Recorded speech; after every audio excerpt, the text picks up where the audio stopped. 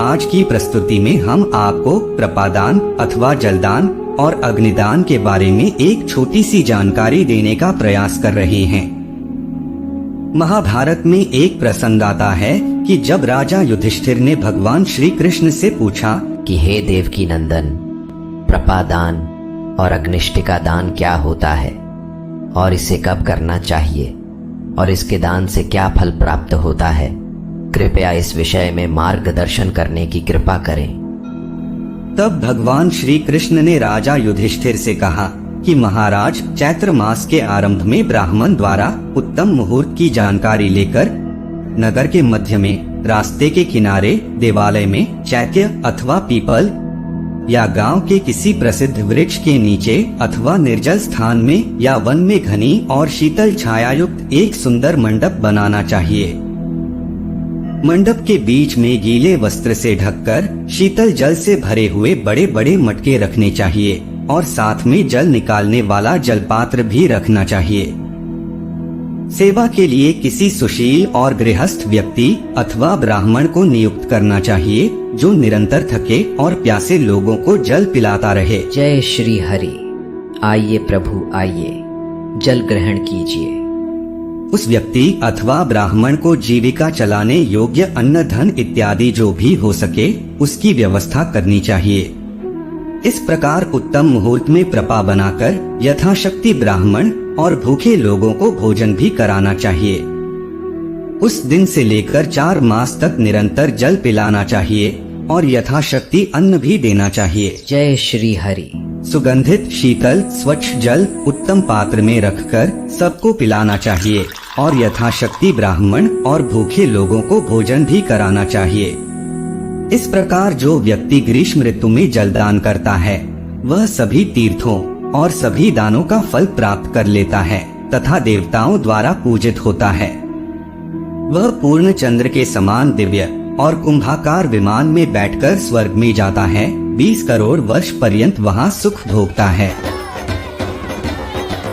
और यक्ष, गंधर्व, किन्नर आदि सबके सब उसकी सेवा में तत्पर रहते हैं। पुनः भूमि पर जन्म लेकर चारों वेदों का मर्मज्ञ ब्राह्मण होता है और उत्तम कर्मों के अनुष्ठान से मुक्ति प्राप्त करता है। यदि किसी में प्रपादान करने का सामर्थ्य न हो तो ग्रीष्म काल में शीतल जल से पूर्ण धर्मघट प्रतिदिन ब्राह्मणों अथवा निर्धनों के घर देना चाहिए और प्रतिमास उसका उद्यापन करना चाहिए। अनेक प्रकार के पकवान और वस्त्र, दक्षिणा आदि से युक्त उस धर्मघट का दान करना चाहिए। वह घट भगवान ब्रह्मा, भगवान विष्णु एवं भगवान महेश स्वरूप कहा गया है। इस प्रकार जो इस धर्मघट का दान करता है वह प्रपादान का ही फल प्राप्त करता है।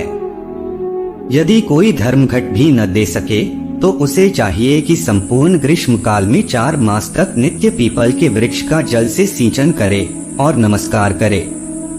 इस प्रकार पीपल का सिंचन करने से भी प्रपादान जैसा ही पुण्य फल प्राप्त होता है। हे राजन, जिस प्रकार ग्रीष्म ऋतु में प्रपादान का महत्व होता है उसी प्रकार शीत ऋतु में अग्निष्टिका दान अर्थात अग्निदान का भी विशेष महत्व है। शीतकाल में दयालु मनुष्य को अथवा दानी व्यक्ति को यथाशक्ति अग्निष्टिका का दान करना चाहिए। इसमें लकड़ी, कोयले, अंगीठी और आग का दान किया जाता है। मार्गशीर्ष मास के आरंभ में उत्तम मुहूर्त देखकर देवालय, मठ, घर अथवा बड़े चौराहे पर सायंकाल और प्रातः काल बहुत सा सूखा काष्ठ एकत्र कर अग्नि प्रज्वलित कर हाथ जोड़ने चाहिए। इस प्रकार शीतकाल में अग्नि जलानी चाहिए जिससे दीनहीन, अनाथ और वस्त्रहीन अग्नि का सेवन कर लाभ प्राप्त कर सकें। यदि कोई भूखा हो तो उसको भोजन भी देना चाहिए। आग तापते समय परस्पर भगवत चर्चा आदि भी करते रहना चाहिए।